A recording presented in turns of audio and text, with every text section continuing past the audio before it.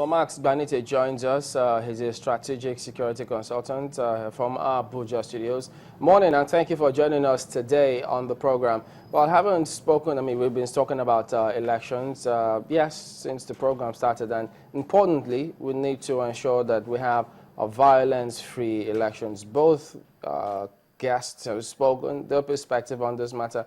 What are your thoughts on what we need to be doing to ensure we have violence-free elections?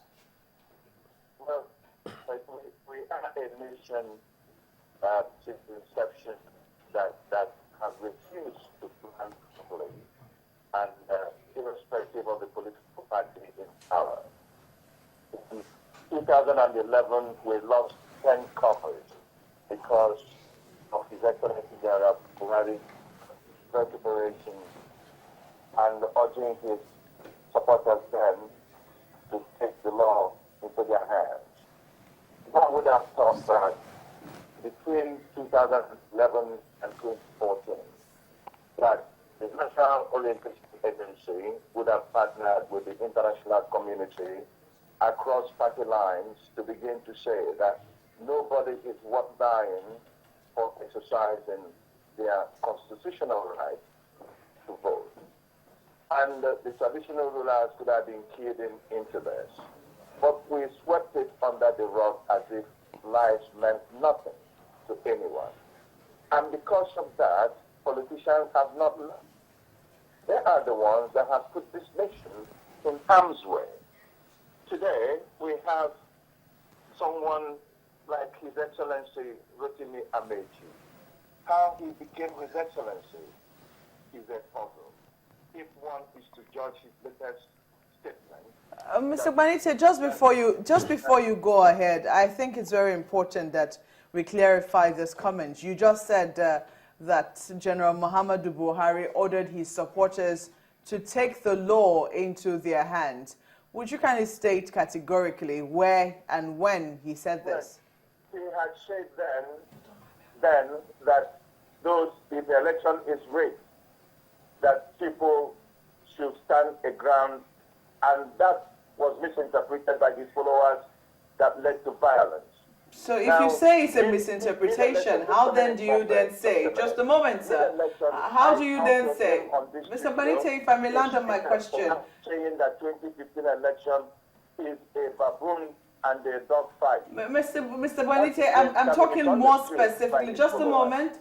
I'm speaking more specifically on a comment that you just made. You said he ordered his supporters to take the laws into their hands. Now you say that his supporters misinterpreted his comment telling them to stand their ground. How do those two mean an order for them to take the laws into their hands? Mope, your studio showed video of burning in Bauchi. Mope, your studio interpreted what the people in Bauchi were doing and how the coppers were killed. At that particular point in time, you didn't ask for proper interpretation of those who were doing it. And the people who were arrested were supporters of CPC. You didn't ask to be specific. Now you want to be specific. There is, just a moment, sir. There is I think that there were, just a moment, that there was violence in 2011. Mr. Gbanite, that there was violence in 2011, it's not in doubt, it's not being disputed. But some people say that that violence was spontaneous. You were the one who made the statement that General Buhari ordered his supporters. I'm quoting what you said.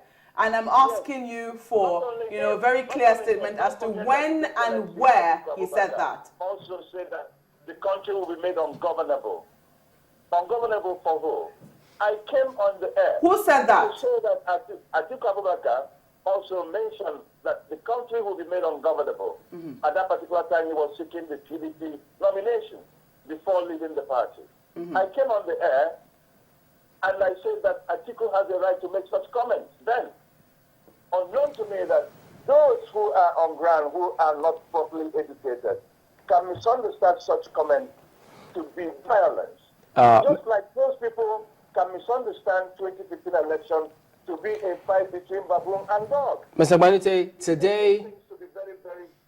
today we have a guest. It shouldn't be that way. We have a guest who Today, an office in River State has been bombed. Today, a presidential vehicle bombed All right. in George. Just hang on a minute. They behave like animals. Today we have, well, talking specifics now, I mean, seeking violence-free elections, we know that security agencies have a big role to play in all of those. Yes, you've spoken about what happened in River State. What is the population of security agencies? Why must we continue to destroy our country and rely on security agencies to play a role? When civic nature, leaders, politicians have the right, just like His Excellency President Jonathan, have continued to articulate that nobody's life is worth to be lost because of his election. Does that take away from the role they need to play? Across political lines, perhaps the nation can dispel the issue of the security agencies being overstretched. Let's get a response from you about... We should be able to make that as a soundbite where the people of Nigeria are constantly reminded that nobody should die in seeking to choose a leader. Today, we've had people who are accusing the DSS, because, I mean, the last guy spoke that much about it, of how they went into the APS. So, yes, they've responded to it, but they still have this impression about the DSS. So how do you suggest that that is handled to ensure that everyone has that mindset that security is really out there to play a non-partisan role?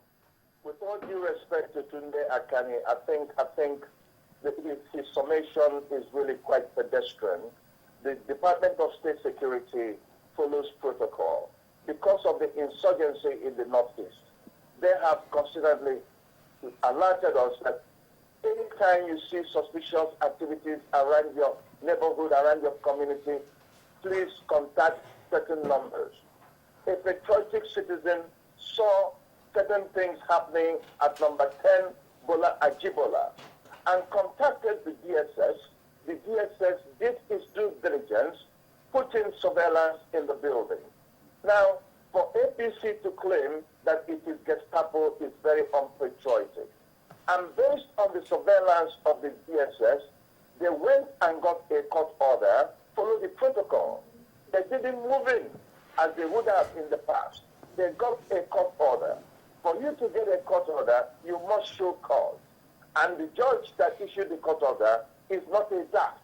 He saw evidence and issued a court order. They moved in and followed the protocol that international best practices, collected all equipment and evidence, registered it behind the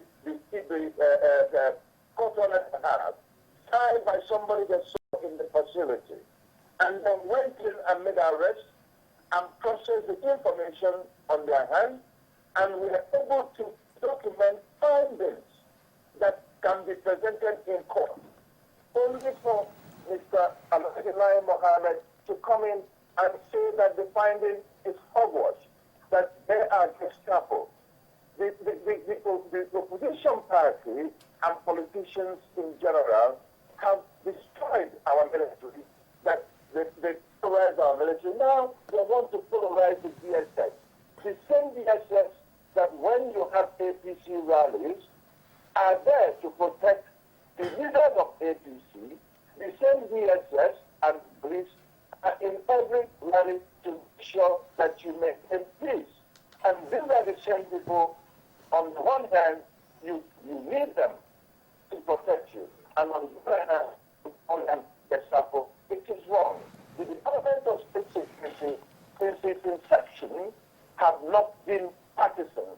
They have never protected the regime. And that was why it was quite difficult for the late General Sani Abacha to use them in any activity. And when they came to Okuta panel, they were exonerated because the DG then, Itawadua, would not allow the agency to be polarized. And that's the reason why there are in the ingenious way, they take that agency out of NSO, NIA, and the CIA, so that there's no interference by ruling government on those agencies. Now, when Colonel Are was in charge of the DSS, Obasanjo's regime could not also use them on partisan basis. And now we have a wonderful leader in the DSS, Etta Itayon. Why would Lai Mohammed insist that the DSS and PDP wants to postpone the election? But if they say on the line, wait, be very careful before Nigerians begin to call him Liar Mohammed. no, Mr. Gbanite, please let's just stick to what the issues are. What if they've got an opinion here, don't they? And shouldn't they voice it? And besides, why do you think then that they've come up with that perception that, look, this is partisan? Don't they have a reason to speak up if they feel that they've got issues about it? They have a reason to speak, but speaking, as you can see, telling a lie is not so clever because the stories are not straightforward. Not straightforward. And what I mean by that is simple. You people interrogated the barrister Odedika, Ken Odedika, and he talked about the certificate issue of a candidate. When I did my youth service at the age of 50, I was asked to bring all my qualifications, including secondary school. I asked why. They said, we want to know that you went to secondary school and you are qualified to go to university before you do your NYSC. I lost my secondary school certificate. I got an affidavit, went to the school. Reverend Father Wankwo, the principal of CIC Enugu, went to their records, saw my records, and they reissued me another certificate which I presented to NYSC. I didn't want any exemption as an old man. And the NYSC has rules that must be obeyed. I'm sorry, Mr. Gbanite. I'm sorry to interrupt. Just a moment, sir. Mr. Gbanite, I'm afraid that we'll have to... Just a moment, sir, if you can hear us. I'm afraid that we have to, answer the question at hand. I think that Chamberlain was asking you about how we can engender confidence in our security agencies. And you were talking about how, the DSS has never been partisan. How then did we walk into this conversation of certificate scandal? What I'm trying to say is that confidence in security is confidence in the judiciary, is confidence in the rule of law. All of them are like a chain-link fence. You cannot dissociate one from the other. If you don't believe it more, you cannot adhere to the agency. You cannot adhere to the democracy. All those things are part of the organization that makes the nation. You must follow the rule. Nobody must be seen. So how then do you think, if the opposition continues to hold this very strong view that they believe that the DSS has been compromised, how does the DSS ensure that they drop that view ahead of the 2015 elections? The DSS have come out and presented a press release on the protocol leading to the arrest of people in that building. The DSS have also presented their findings. And I want to believe the part of the DSS. DSS is never compromised, can never be compromised. Now, the opposition party is doing all they can to bring down a ruling party, and they should, because this is politics to them. But there must be a line drawn along patriotism. And as a patriotic Nigeria, I do not care who wins the election, but let us follow the rule. If the rule says that there is a minimum requirement for you to have to become a president, end it. Come and show us. But we know that in our country, dating back in the 60s, that things were done that wasn't quite the right way to do things. The nation is evolving. If General Buhari has a certificate from any secondary school, the onus is on him to go back and get it in there. That is respect of rule of law for someone who is going to be president. Now the DSS have presented their evidence.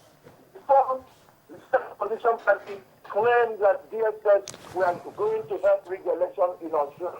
And DSS, if that was the truth, rig the election in their favor.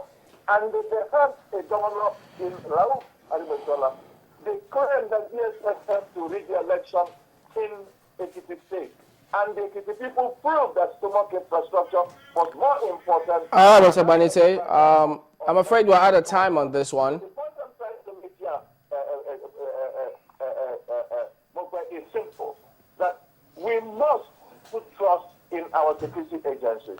And it is for the lack of that trust that we are having issues in the Northeast. Mr. Gbanite. We must support our policemen. We must support our DSS. And you don't win an election by denigrating the DSS. That's how far we can go today. Mr. Gbanite, strategic security consultant, joining us from our studios in Abuja. Thank you for speaking with us today on the program. And so, well, that's it today. We thank you all for your comments. We'll be back tomorrow. I'm Chamberlain Uso. It's amazing how time flies. Thank you for watching. I'm Maokwe Ogun. Well, many thanks. Just to get some things clear, some have been saying that, well, guests today have been partisan. Well, the issue is that you must, if you're partisan, we must have a balance. So we have had 4 against for the PDP and some others who also share the APC view. And that is how best we can actually serve you. Well, many thanks. I'm Sulaiman Lede. And that's clear for all to see. So see you tomorrow.